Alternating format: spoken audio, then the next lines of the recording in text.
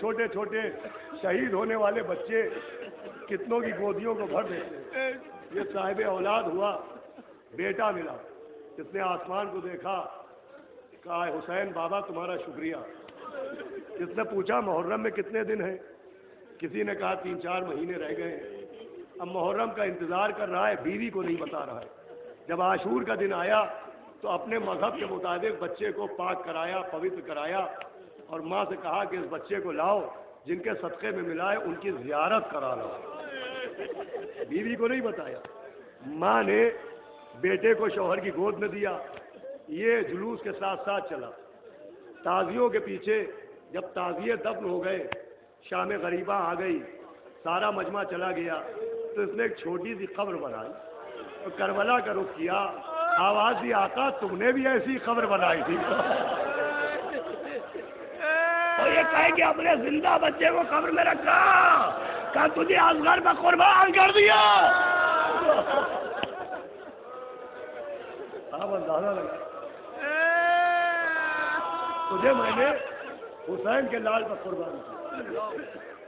یہ کہہ کے پھر آسمان کو دیکھا اور کہا کہ تمہارا جیسا دل کس کا ہوگا، میں نے منت پوری کر دی، لیکن بس اب میرے دل کو طاقت دے دینا، اور گھر پہ اس کی ماں رو رہی ہوگی، اس کے دل کو طاقت دے دینا، اور مجھے حوصلہ دینا کہ میں گھر تک پہنچ جاؤں۔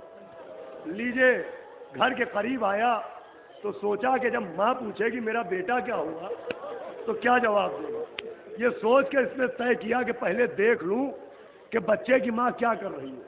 اب جو دیکھا تو ہائے حسین کہہ کے گر پڑا کہ جس بچے کو دفن کیا تھا ماں گود میں لیے کپڑوں سے مٹی کو صاف کر رہی ہے، اندر پہنچا کہ بچہ تیرے پاس کیسے آیا؟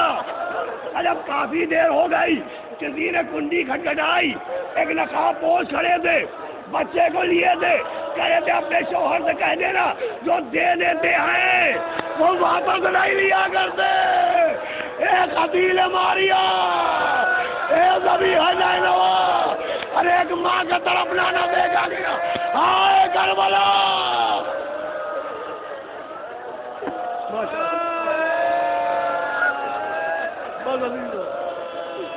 آوازیں بلند ہو گئی، ایک ماں کا تڑپنا نہ دیکھا۔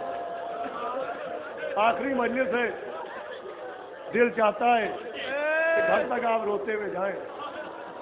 رخصت کی مجلس ہوتی ہے، ابھی مجلس کے بعد شبیہ ذوالجناح، شبیہ تابوت کی بھی آپ زیارت کریں گے، اور کل ایک غریب اور بیکس کا 10واں بھی ہے، امام مظلوم کا 10واں۔ 10ویں کا مطلب 10 دن ہو گئے، رباب کی گود سونی ہے، 10 دن ہو گئے، لیلا نے اکبر کے گیسو نہیں سوارے، 10 دن ہو گئے، سکینہ باپ کے سینے پر نہیں سوئی۔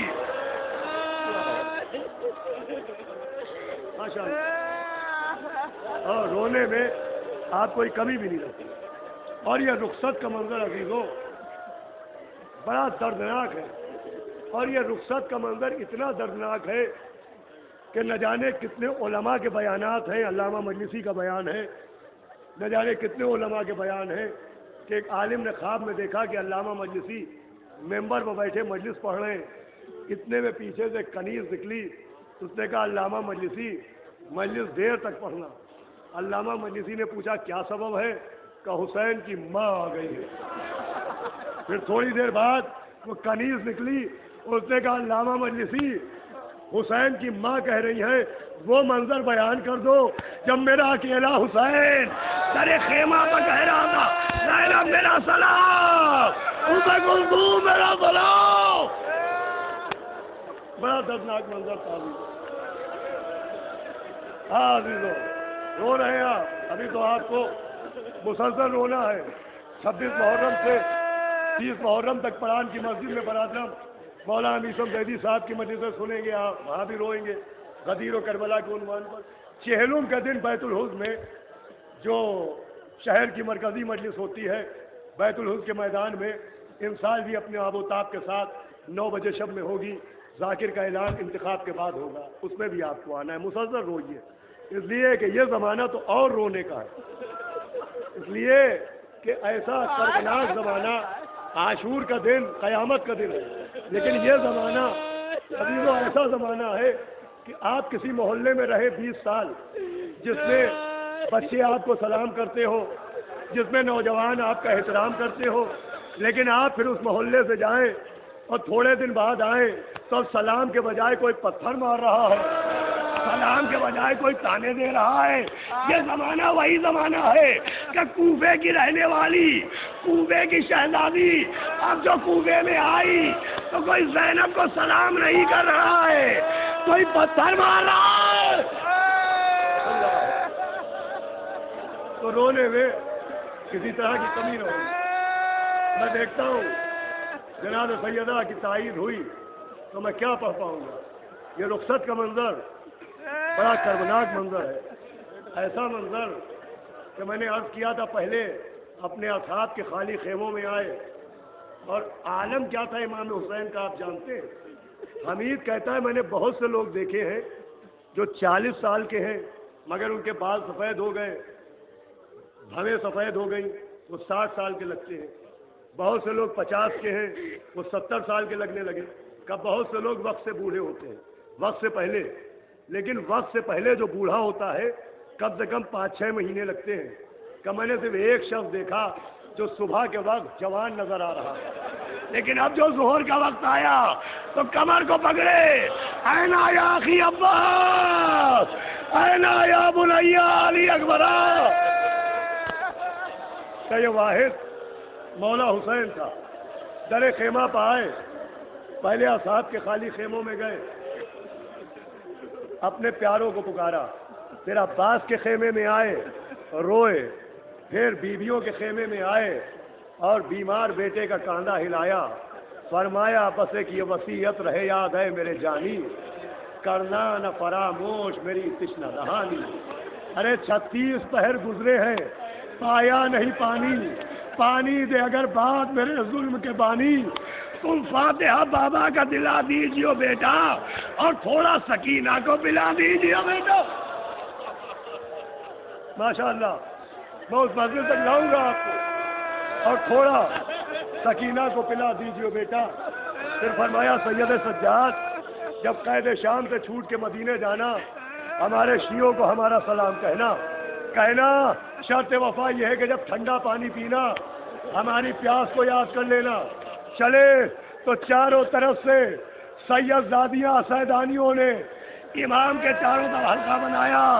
ہمارے لکھنؤ میں یہی ہوتا ہے، جب تعزیہ نکلتا ہے گھر کی ماں بہنیں تعزیے کے چاروں طرف الوداع حسین، الوداع حسین، الوداع حسین۔ یہ اسی منظر کی یاد ہے۔ بڑے آہستہ آہستہ اپنی منزل تک میں لا رہا ہوں۔ بہنوں نے رخصت کیا، بہن نے بھائی کا بازو پکڑ کے گھوڑے پر بٹھایا، 4 برس کی بچی گھوڑے کے سموں سے لپٹ گئی، صاحبان اولاد بیٹھے ہیں۔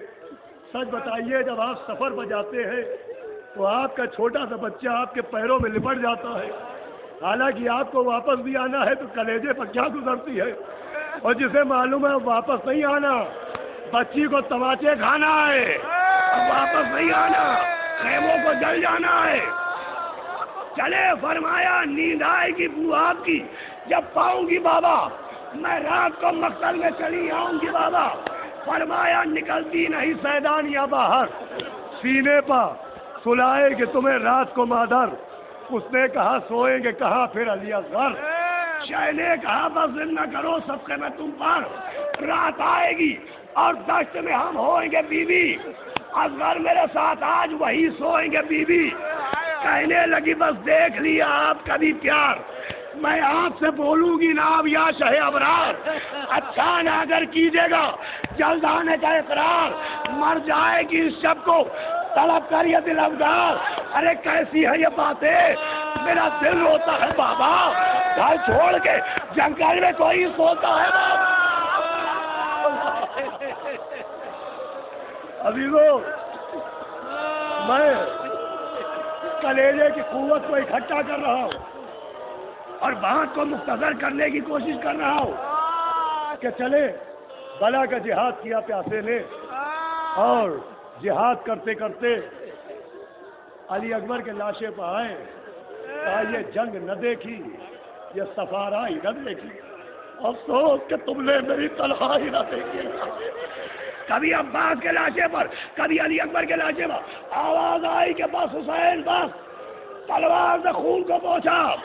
حسین نے نیام میں رکھا کہ چلتے تھے 4 سمت سے بھانے حسین پر، ٹوٹے ہوئے تھے پرچیوں والے حسین پر۔